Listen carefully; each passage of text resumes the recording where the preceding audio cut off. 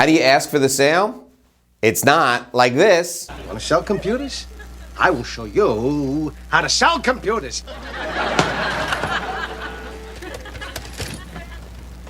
Hello, Mr. Fenneman.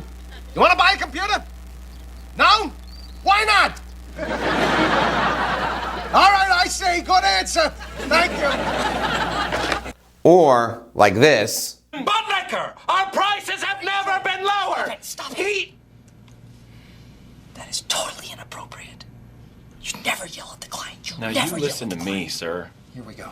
The three words I would describe you as is aggressive, hostile, and definitely difficult. Please, Mr. Buttlicker. I'm irate right Give now. me the phone. Please give me another chance. Give me the phone. Mr. Buttlicker. Give me the phone. I have to put you on with my boss. Well, I should hope so. And it's definitely not like this.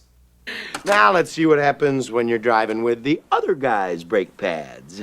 You're driving along, and all of a sudden the kids are yelling from the back seat, I gotta go to the bathroom, Daddy. Not now, damn it. Truck tire. I can't stop. Help! Oh my God, we're burning alive. No, I can't feel my legs. In comes a meat wagon. All because you want to save a couple extra pennies. And to me, it doesn't. Get out. Now.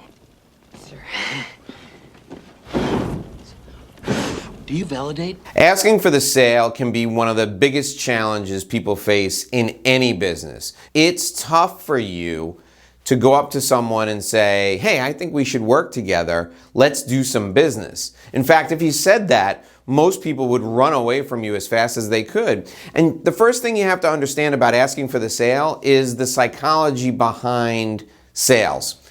Nobody wants to be manipulated or coerced into doing something.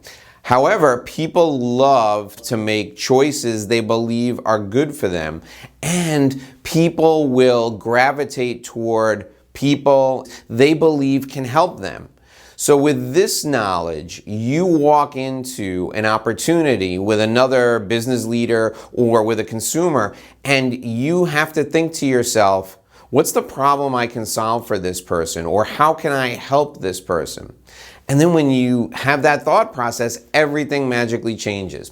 You're no longer looking to coerce or manipulate or force someone to do something through resistance. Now you're being invited into their environment to help them with a problem they have or with a goal they want to achieve. Before you ask for the sale, you have to determine whether or not the person you're talking to is even the right person, because asking for something from the wrong person is just as bad as trying to coerce or manipulate somebody into doing something. Because if you ask the wrong person, you're not going to get the desired result regardless. So let's talk about the three elements that are important before any sale ever takes place. These are the three qualifying elements of a really good prospect.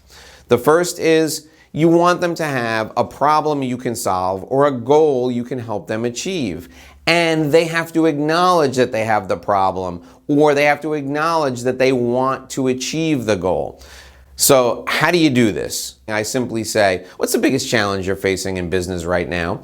They'll reveal to you the challenges that they have, and when you get started talking about that conversation, you can steer it to the area of your product or your service.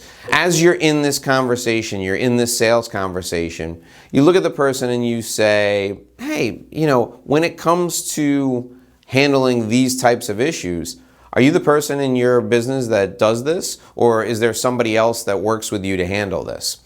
I always put the person I'm talking to in a position of authority, and I let them tell me who else they want to get involved. So I say to them, do you make decisions on these types of things yourself, or do you have a team of people that does research for you and helps you with the decision?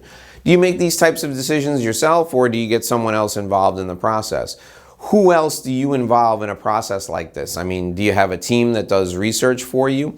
And they will tell you who the decision makers are. If you've identified that number one, they have the problem you can solve, and number two, they're the decision maker, then you move on to step three. And step three is you have to find out how much the problem is costing them. So when they tell you what their biggest problem is, you say, wow, that sounds like a big problem. How much do you think this is costing your company overall? And then the people will tell you. And then you say, well, would you be able to invest money in solving this problem? Has your company talked about investing money to solve this problem? And that's when you find out whether or not they have a budget. And if they start talking about the money, you say, well, what's the process like? How do you decide what money you're going to invest to solve problems like these? And then they'll tell you their decision-making process. So now you're down the road. You've qualified them. You've identified that they're the right person. You've figured out that they have a problem that you can solve.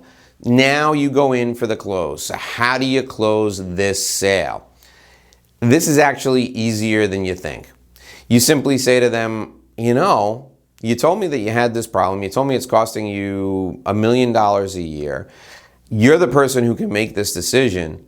I bet you'd be a really big hero if you could solve this problem. And then you stay quiet. And they're going to say, well, of course I'd be a big hero if I could solve this problem. It's costing my company $1 million a year. I would love to solve this problem. So you say to them, would you like some help with that? And they're going to go, what do you mean? I'm here to help you. I've solved this problem for a bunch of other companies. And then you mention the names of other companies in their industry you've worked with. I'd love to help you with this. Would you like some help?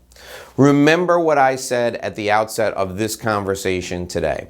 People don't want to be manipulated. They don't want to be coerced, but they like help.